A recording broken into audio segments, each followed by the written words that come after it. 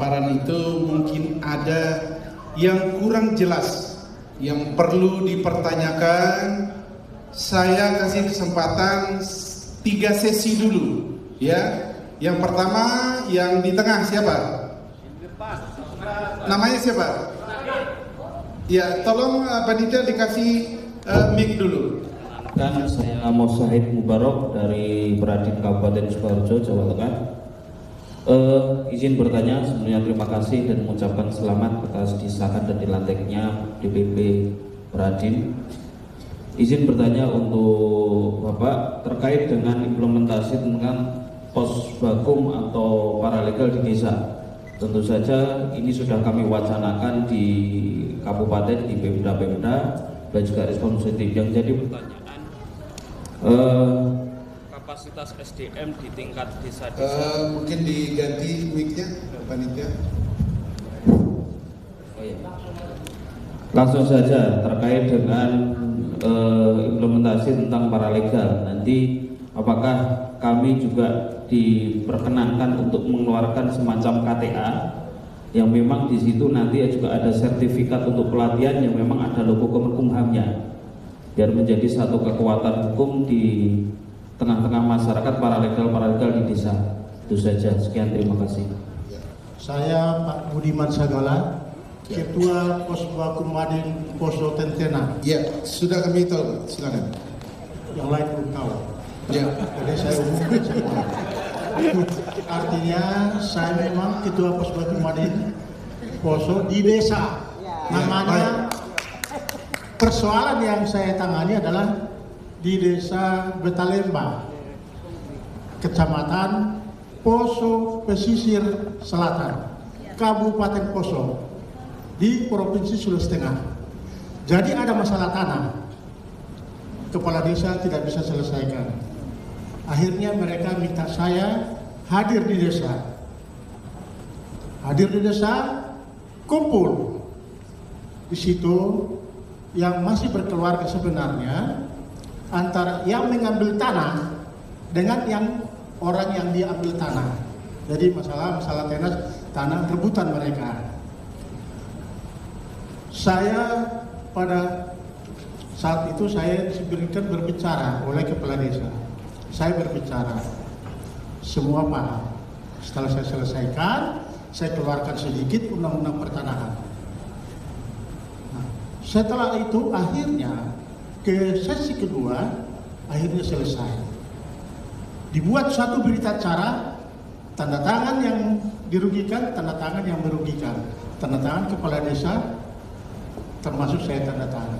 Lantas apa yang mau ditanya? Selesai persoalannya, saya mau minta honor kemana? Ya, karena saya jauh dari Palu ke sana. Jadi ini penting supaya yang lain semangat menyelesaikan persoalan seperti ini. Ya.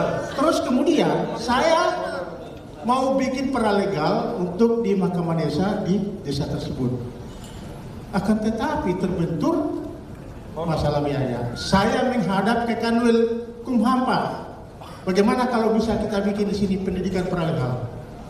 Mereka hanya bisa menyediakan gedung, tapi tidak menyediakan biaya-biaya lain di dalam pendidikan paralegal tersebut. Terus katanya supaya dibebankan kepada desa atau kepada peserta. Peserta tidak mampu, Pak. Dari mana biayanya? Terima kasih. Oke, selanjutnya Pak. Advokat Yahya Torang tadi dari Kalimantan Timur. Karena kami di sana itu ada yang namanya lembaga adat, Pak. Jadi lembaga adat itu sudah melakukan langkah-langkah seperti yang diwacanakan di dalam Mahkamah Desa ini. Pertanyaan saya adalah bagaimana nanti kita di sana bersinergi dengan lembaga adat. Kalau mereka tahu kita dapat honor di situ, tidakkah ini akan menjadi masalah ke depan, Pak? Bagaimana cara bersinergi dengan lembaga adat itu yang sudah lebih dulu melakukan hal-hal demikian? Kemudian yang kedua, Pak, ini saya sedang pikir, karena mungkin ini ada yang terlewatkan terkait bagaimana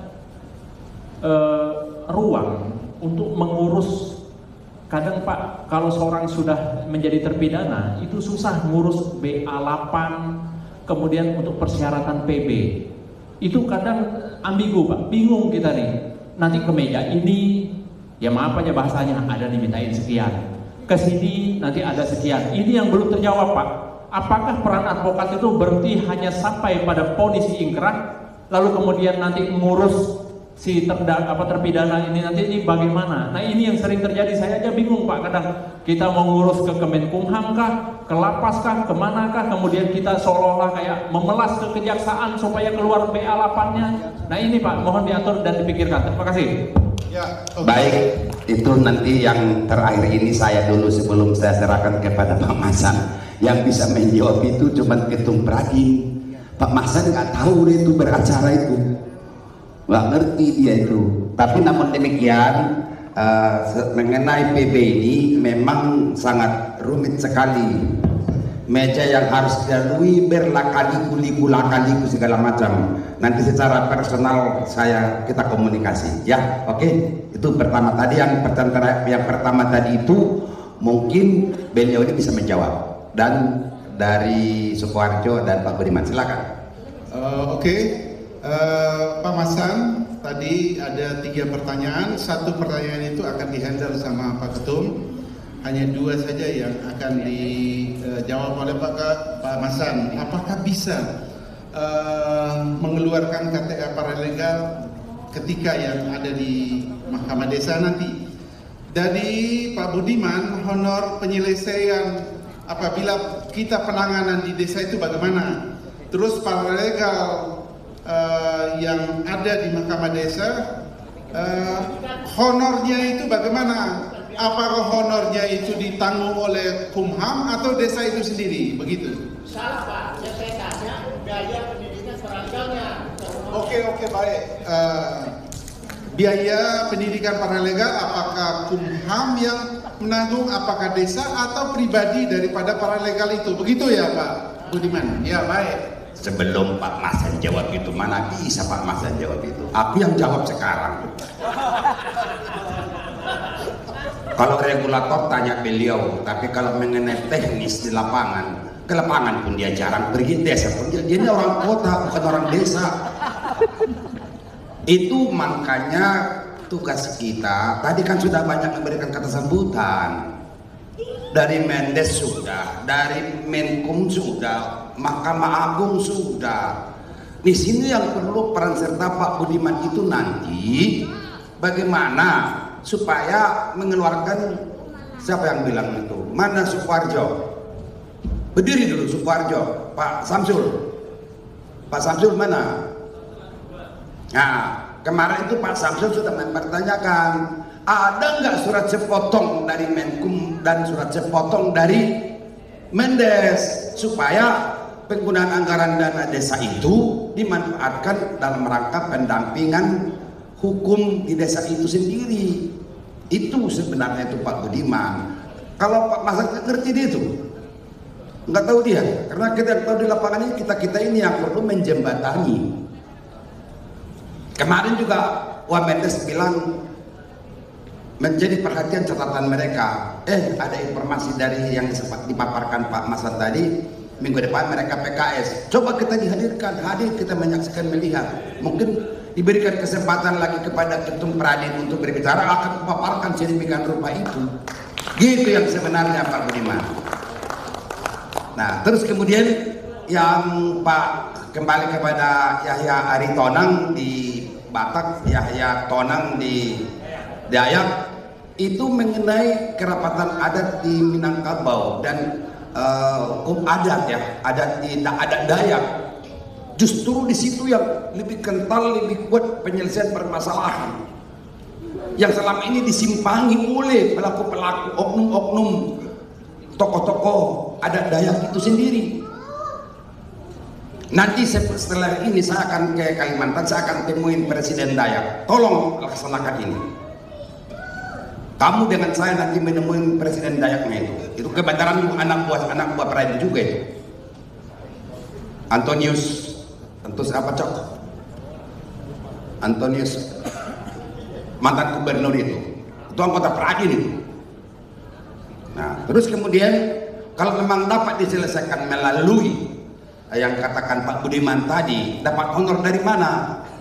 Ini teknisnya, kalau saya tidak salah tangkap, mari kita mendengar penjelasan Mas Nurpian dari BPHN.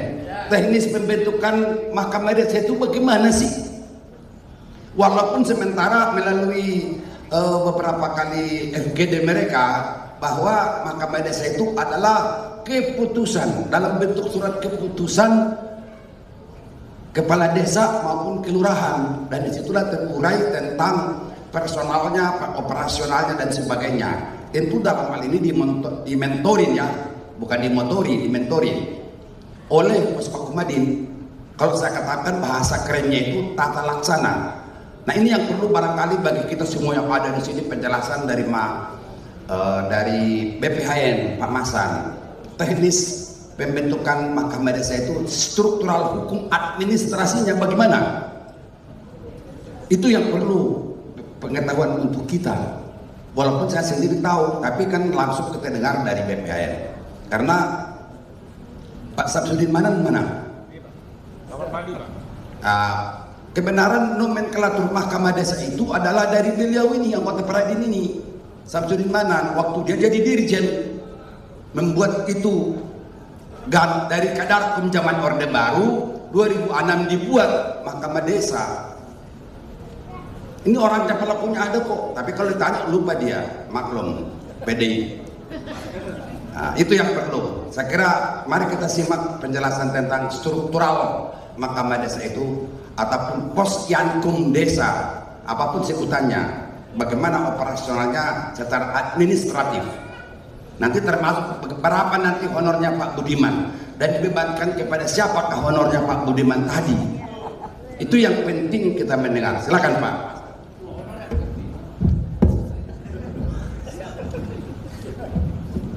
Saya memang sudah curiga kalau Pak Budiman sesi pertanyaan.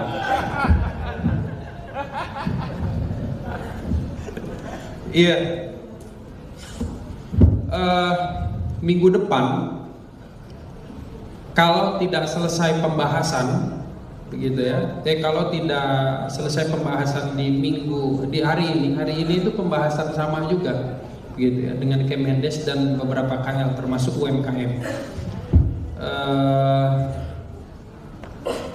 Berlanjut lagi ke minggu berikutnya atau hari-hari berikutnya. Tapi kami upayakan minggu depan bisa tertandatangani. Kalaupun kita lihat ada yang krusial dari ruang lingkup perjanjian kerjasama antara Menteri Desa dengan Menteri Hukum terkait hal ini, begitu ya. Siap-siap Ketua Peradin ini yang bergerak seperti ini.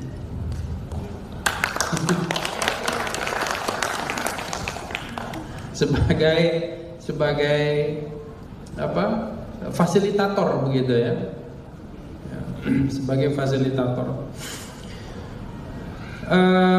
Bapak dan Ibu sekalian, ya. Jadi Mahkamah Desa ini, ya, ini bisa menjadi bagian dari konsep pos bantuan hukum, ya, atau menjadi terpisah tapi linier, begitu ya, antara pos bantuan hukum dengan Mahkamah Desa.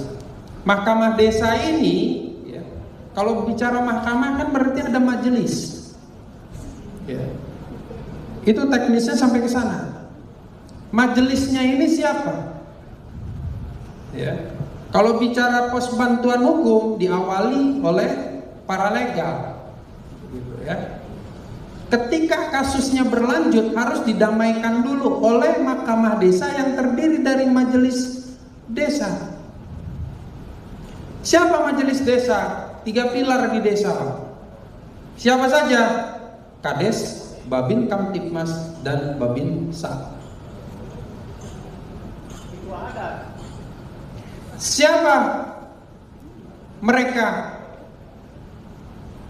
Dan berada di mana advokat? Ya. Advokat berada pada bagian majelisnya sebagai penasehat pada majelisnya tersebut, begitu.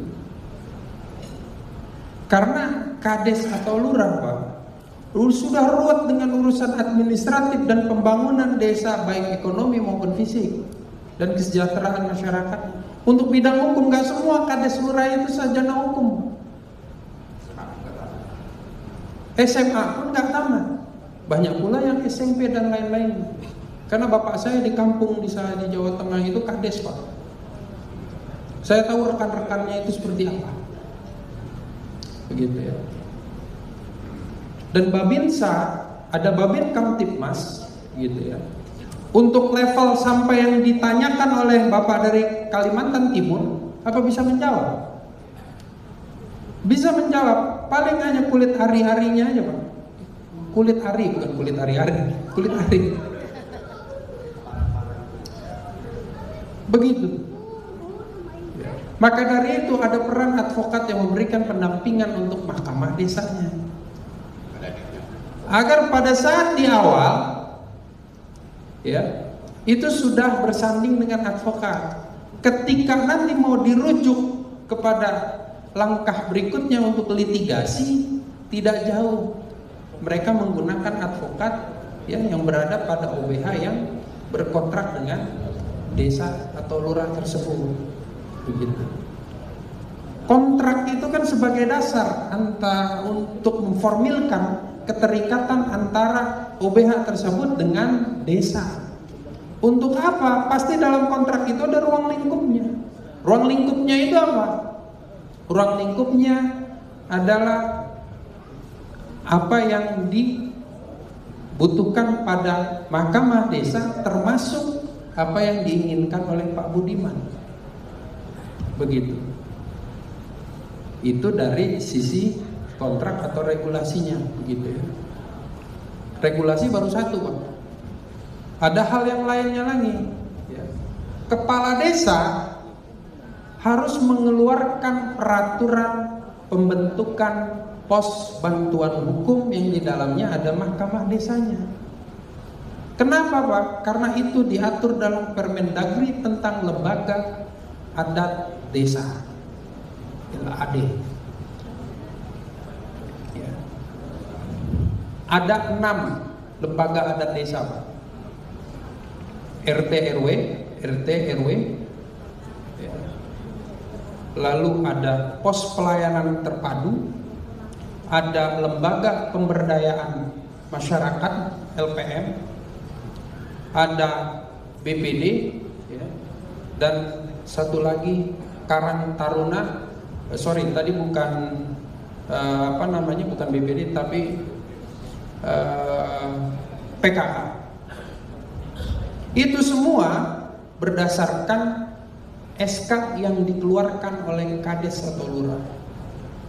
Itu dasarnya pembentukannya. Itu diatur di dalam Permendagri. Begitu.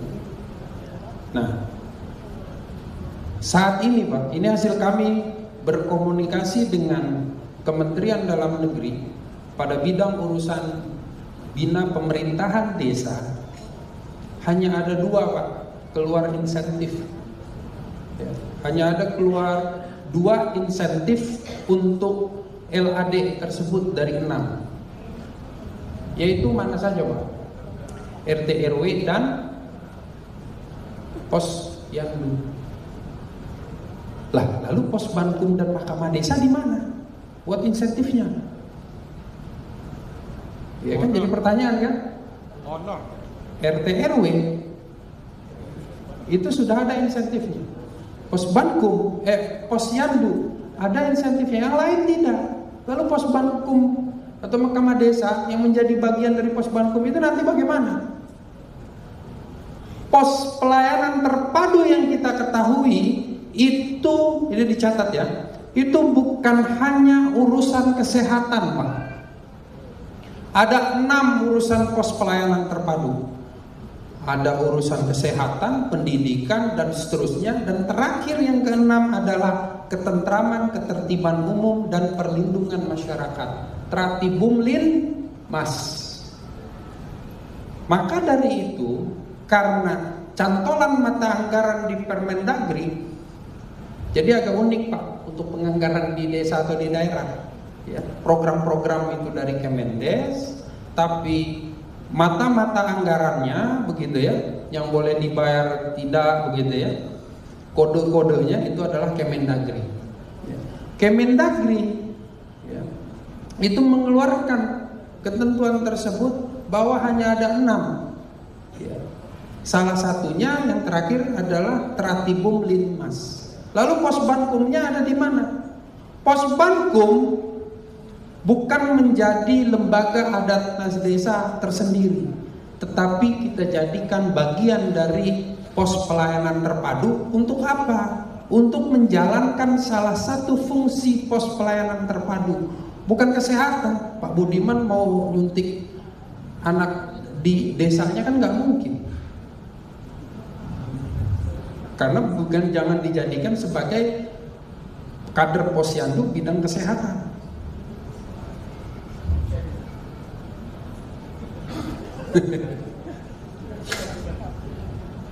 Ya. Kalau urusan untuk lansia cocok Pak, pos pelayanan terpadunya. Tapi jadikan ya Posbankum itu bagian dari pos pelayanan terpadu untuk menjalankan fungsi yang keenam, yaitu Tratibum Linmas, ketentraman, ketertiban umum dan perlindungan masyarakat. Seperti itu. Bagaimana bentuk SK-nya, konsepnya, begitu ya. Selepas dari sini ya kita diskusikan lebih lanjut, karena kita sudah ada perangkatnya, bagaimana template perdesnya itu seperti apa. Tinggal di bawah nih jajaran-jajaran Peraden itu balik ke rumah, ke desanya untuk ngobrol ke kades atau lurahnya. Nih Pak, kita udah punya template-nya. Nah, itu yang kita konsepkan ya. Karena hanya tadi nyambung berkaitan dengan honor, kalau bahasa di kita itu insentif begitu ya.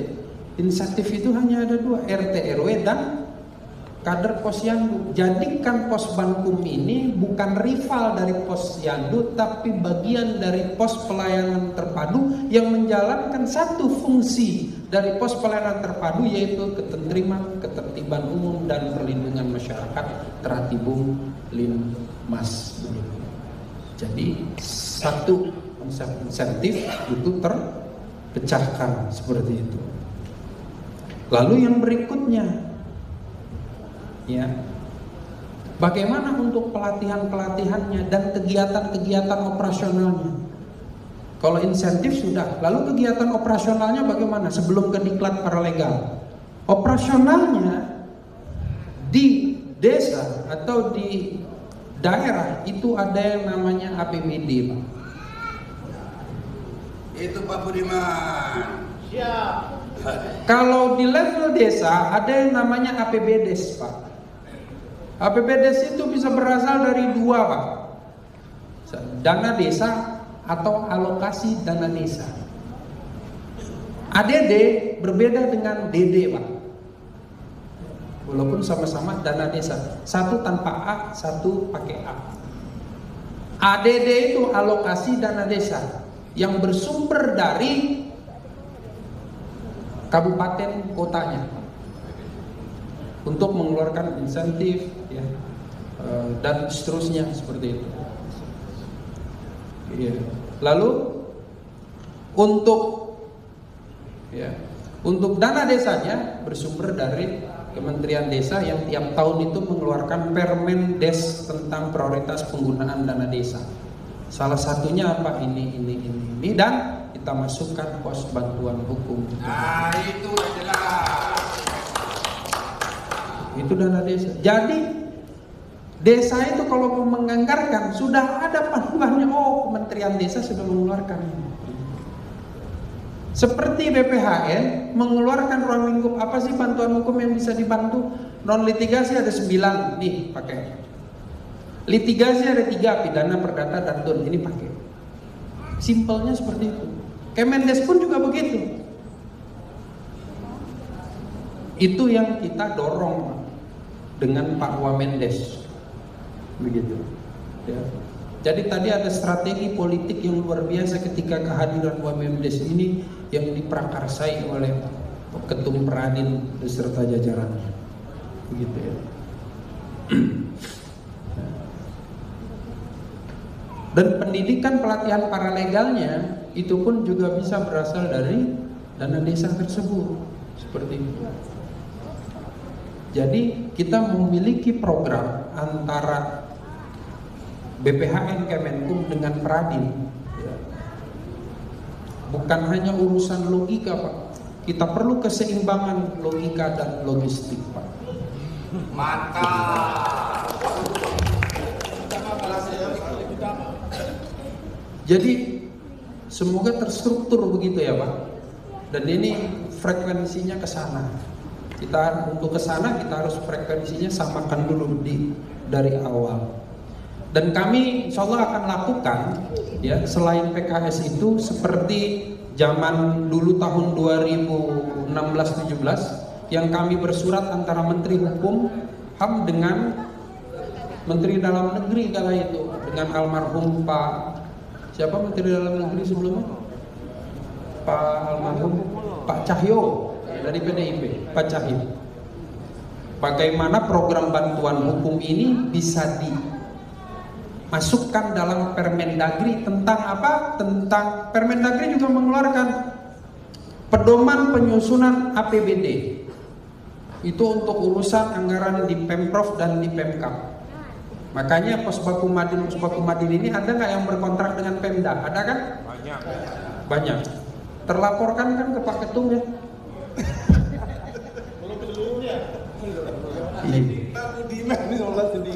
Tiap tahun 3M beliau. Makasih 3M. Ada laporan dari Ketum. Itu berawal dari surat Menteri Hukum, Pak. Jadi secarik surat itu penting. Menteri Hukum ke Menteri Dalam Negeri untuk apa? Pada intinya memohon anggaran program bantuan hukum ini teranggarkan dalam APBD yang diatur lebih lanjut melalui Perda Bankum di setiap provinsi dan kabupaten kota oleh gubernur dan wali kota bupati. Dan ini yang sama akan kita lakukan juga terkait dengan Posbankum dan Mahkamah Desa, Menteri Hukum ke Mendes dan juga ke Menteri Dalam Negeri, seperti itu. Bapak dan Ibu sekalian, nanti pada akhirnya paralegal tersebut ya, pada setiap pelatihannya diberikan KTA. Maka dari itu tadi saya bilang, walaupun dia berasal dari warga desa, ya misalkan. Jadi kan paralegal ini bisa jadi dua sumber. Ada yang dari verifikasi akreditasi sudah dijadikan paralegal, begitu ya, tapi belum didiklatkan. Ada yang dari warga desa, begitu. Kalau yang dari warga desa, walaupun dia berasal dari sana, dia direkrut oleh Posbaku Madin sebagai paralegal, dia berhak mendapatkan KTH. Sebagai tanda bahwa dia bukan parabegal tapi paralegal. Ketika dia berhadapan dengan kepolisian dan lain-lain, dia tinggal kasih barcode, net terdaftar link di sistemnya BPHN. Begitu. Itu kebetulan tim saya yang menghandle itu, Pak Muhajir yang sibuk di belakang laptop. Ya. Dan juga dilakukan sebelum diberikan KTA, diberikan pelatihan paralegal terlebih dahulu dengan identitas Certified Paralegal of Legal Aid. Gitu. Ya. Nah, pelatihannya ini berasal dari mana pula anggarannya, begitu ya? Belajar dari Pak Effendi salah satunya dengan Pemprov Jawa Barat, atau bahkan yang dengan desa atau dengan kelurahan pada nantinya, gitu. Ya. Mungkin itu yang dapat saya sampaikan atas 3 pertanyaan ini. Apa yang saya tanggapi semoga lebih mencerahkan dan lebih memantapkan Bapak dan Ibu. Saya Hasan Nurbian, Kepala Bidang Advokasi Hukum BPHN Kementerian Hukum dan HAM, atas nama Kementerian Hukum mengucapkan selamat kepada Peradin atas pelantikannya, dan semangat selalu Ketua Umum Pradin Bapak Ropaun Rambe beserta jajaran sekalian diberikan keberkahan dan perlindungan selalu dari Allah Subhanahu wa taala. Allahul muwaffiq ila aqwamit thariq. Wassalamualaikum warahmatullahi wabarakatuh. Ya, sebelum kami tutup ya, untuk oleh-oleh bapak-bapak nanti di daerah, ada 3-4 kesimpulan yang kami catat di sini ya. Apa yang disampaikan oleh Pak Masan, bahwa peran advokat di desa atau mahkamah desa menyelesaikan persoalan sampai di tingkat desa, penyelesaian di luar pengadilan. Yang kedua, melakukan kontrak bantuan hukum dengan organisasi bantuan hukum yang tidak terakreditasi itu suatu masalah dan bisa menjadi suatu tindak pidana. Yang ketiga, ya, apa yang kita lakukan audiensi dengan Menteri Hukum kemarin, yaitu anggaran bantuan hukum diusahakan anggaran ada tambahan anggaran biaya tambahan atau APT, ya, anggaran belanja tambahan. Jadi ini masih diusahakan oleh Menteri Hukum. Jadi ini ada kabar baik dan sudah disusul oleh Pak Ketum surat untuk ada tambahan anggaran ya terhadap bantuan hukum ini. Yang terakhir, hadirnya Kementerian Desa yang tadi ya, khususnya mengenai mahkamah desa, kemungkinan besar nanti ada regulasi sampai di tingkat desa sehingga mahkamah desa ini akan terselenggara dengan baik. Begitu Bapak-bapak. Jadi mudah-mudahan apa yang menjadi niat baik daripada Bapak Ketum ini semuanya sukses. Jadi mulai sekarang ya, kita mendoakan Bapak Ketum ini semoga panjang umur dan melahirkan ide-ide cemerlang. Demikian. Baik, ya. Sebentar. Tadi paparan dari Pak Masan, yang inilah yang tidak bisa saya paparkan karena itu mengandung teknis hukum administrasi negara. Walaupun saya tahu dan saya tidak akan mau berbicara seperti itu. Kalaupun itu saya katakan kepada kalian ataupun kepada orang lain, itu diterima di luar akalnya karena itu bukan dunia kita. Nah, intinya yang dikatakan oleh Pak Masan tadi dan apa yang saya katakan selama ini, mahkamah desa ini adalah lumbung advokat, lumbung anggota Pradin. Cuman pertanyaan sekarang ini, mau nggak anggota Pradin untuk dapat duit, berkarya, beribadah? Itu intinya. Yo, mana suaranya Pak Budiman nih? Mau apa tidak nih? Nah itu yang jelas. Jadi oleh karena itu saya sangat meriah sekali. Bayangin aja coba, berapa ratus organisasi advokat di Republik ini hanya Pradin menawarkan mahkamah desa. Semua tulisan yang dibuat, yang kita kaji hari ini, term of reference, tulisan-tulisan yang begitu mengagumi semua pihak. Semua itu adalah cara mengatasi kata Menteri Hukum, puasa dulu beberapa bulan aja, sabar. Tapi justru peluang bagi kita dalam rangka mencetuskan ide yang brilian ini, mahkamah desa. Mulut siapa yang bisa mengatakan itu? Otak siapa yang bisa menyalurkan ide-ide seperti itu? Mahkamah desa ini hanya satu manusia, namanya Budiman Sagala, walaupun dia bukan yang buat. Ya kan? Jadi nanti kita itu kembali kepada posisi semula advokat era tahun 60-an.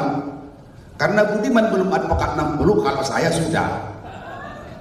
Saya merasakan kok masyarakat itu mengeluh-elukan saya. Karena kita bersifat netral menyelesaikan masalah tanpa masalah.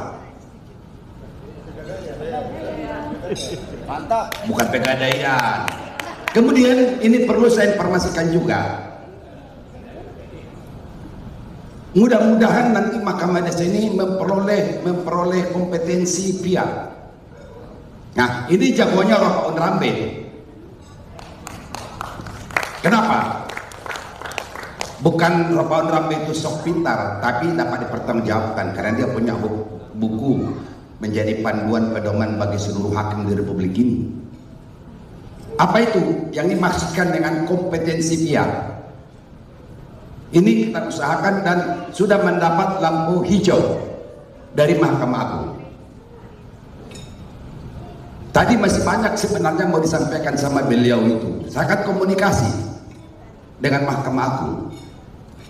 Hanya satu saya minta, ini program pemerintah dari Kemenkum, tolong ini tampung dan terima dengan baik dan lakukan paling terbaik untuk Republik ini. Apa itu Pak Rambe? Berikan kompetensi fiat. Ada yang nggak paham tentang fiat? Fiat itu adalah akhiran daripada suatu pernyataan sengketa dan dapat dilakukan eksekusi. Namanya fiat eksekusi. Finalisasi suatu masalah. Contoh pada waktu Pak Budiman dulu masih zaman P4D, P4P, itu putusan P4P itu dipiat ke pengadilan dan langsung bisa dieksekusi. Ini sudah saya sampaikan. Mahkamah Agung meminta dasar tulisan, kalau ada dasar hukumnya Pak Rambe, kami berikan. Makanya tolong saya jangan diganggu, nanti itu akan saya lakukan kajian-kajian lebih mendalam. Kalau itu terjadi, dijamin surga bagi yang namanya masa nurbian nanti kelak di hari akhirat. Karena ini adalah ide dia. Bayangkan diselamatkan 280 juta jiwa masyarakat bangsa ini bisa dengan tenang kembali seperti tahun 60-an. Bisa datang kantor polisi sepi, kantor kejaksaan sepi. Mahkamah Agung nggak ada lagi orang berperkara. Pak Sianturi masih merasakan. Mana Sianturi? Mana? Pak Budiman masih merasakan. Kita dulu itu lagi kecil 10 tahun ngelihat kantor polisi tunggak langgang, padahal kita ngelihat kantornya aja tunggak langgang takutnya. Yang kita dulu ada masalah menyelesaikan persoalan di desa, Pak Sianturi dan saya si Budiman hanya bisa di tingkat desa. Tuntas semuanya. Inilah mau kita bangun kembali melalui budaya hukum. Terus kemudian kalian berpikir bagaimana nanti, kata beliau tadi insentif, kata Pak Budiman honor. Bagaimana nanti itu sudah diatur Allah di situ semua rezekimu. Selain daripada doa kepadamu nanti diberikan, juga akan diberikan lebih daripada materi. Itu saya merasakan. Ini yang kita bangun. Saya sangat bangga sekali hati saya pada hari ini. Semua aparatur yang kita undang hadir dan menyampaikan dukungan sepenuhnya. Terlebih-lebih lagi tadi Wamen. Itu memang saya tolong dia pada waktu hari Selasa itu. Bapak bisa jam berapa kami tunggu? Saya datang katanya. Ini kan dipatuhin sama dia, dipenuhin sama dia apa kita minta. Sampaikan kepada seluruh anggota peradilan di Indonesia yang tidak hadir dalam ruangan ini. Kita akan mendapat ruang lapangan kerjaan yang lebih luas. Yang namanya selama ini terisolir. Ini kita membuka tabir kepalsuan. Bukan Romai Rama loh Pak Budiman. Ini kita membuka tabir kepalsuan ini. Palsu semua advokat yang ada di Republik ini, kecuali anggota peradilan.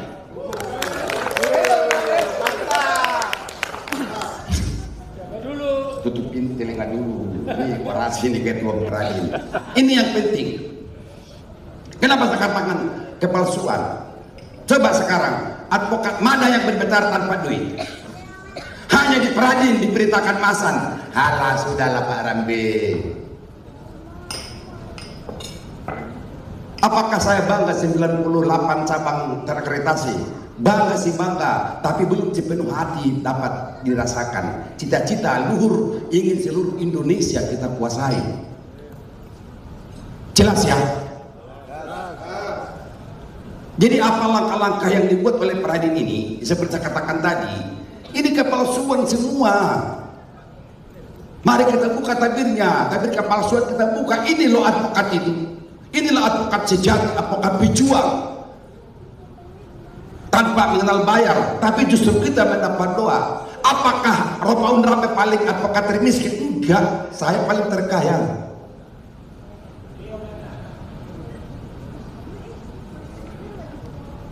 Apa artinya harta melimpah ruah, ujung-ujungnya juga dicemoohkan orang.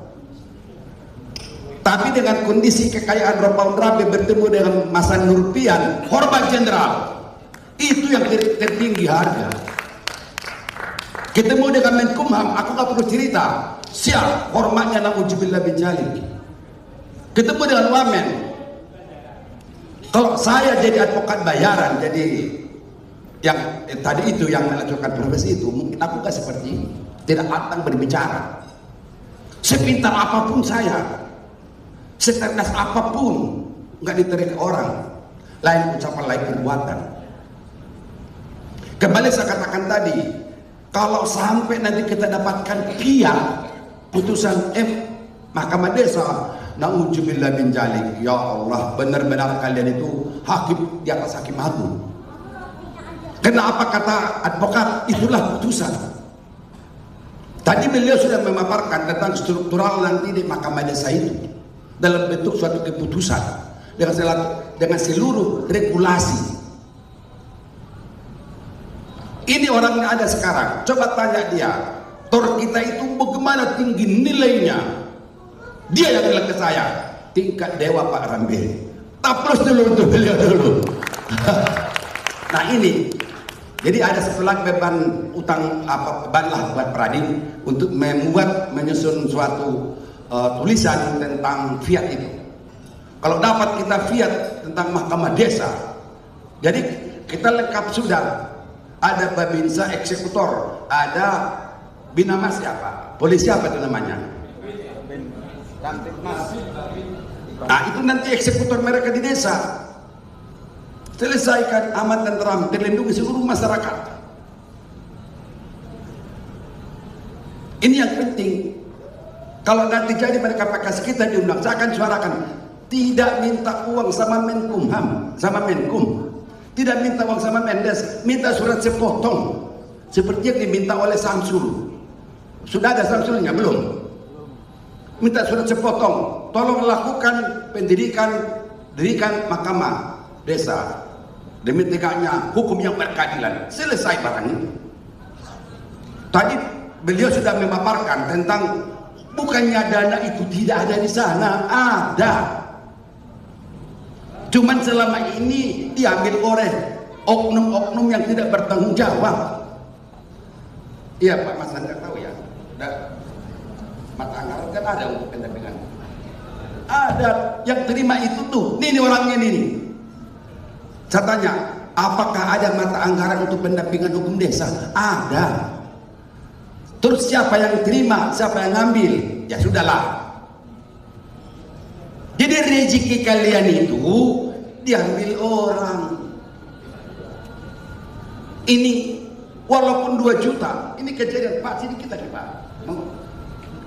Kejadian 2 tahun yang lalu saya katakan kemarin waktu kita Rapimnas. Ini yang memprosesnya Pak Masan ini.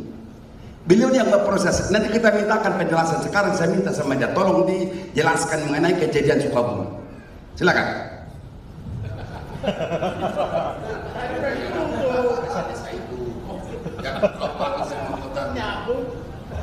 Nyambung, orang yang proses kok. Silakan. Nyambung lagi. Nyambung lagi ini ya.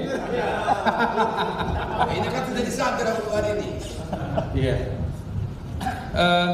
Jadi pada intinya ya, ada hampir 100 kades gitu ya, itu dilakukan pemeriksaan ya, dan adanya temuan melakukan penyimpangan secara administratif hukum ya, hukum administratif, memberikan penganggaran bantuan hukum berupa pembiayaan kepada satu kantor hukum. Jadi 85 desa tersebut berkontrak dengan satu kantor hukum. Dan bukan kantor hukum yang terakreditasi oleh Kementerian Hukum, bukan organisasi bantuan hukum. Maka dari itu dilakukan pemeriksaan dan adanya temuan, dan diberikan rekomendasi untuk pengembalian uang atau pemindahan. Karena kades lurah, karena kades, ya mereka menginginkan hanya mengembalikan. Lalu minta ke kantor hukumnya, dikasih apa enggak? Enggak dikasih, karena duit udah di kantongnya. Begitu. Akhirnya pengembaliannya itu dari mana? Dari dana pribadi si kades lurah, si kades-kadesnya itu. Karena tidak mungkin, ya, APBD-nya, dana desanya atau APBD-nya itu membiayai temuan itu sendiri. Itulah pentingnya memberikan pencerdasan hukum kepada kades dan lurahnya untuk berkontrak dengan siapa? Dengan kita. Posbaku Madin, Pawin, dan Geradin. Seperti itu.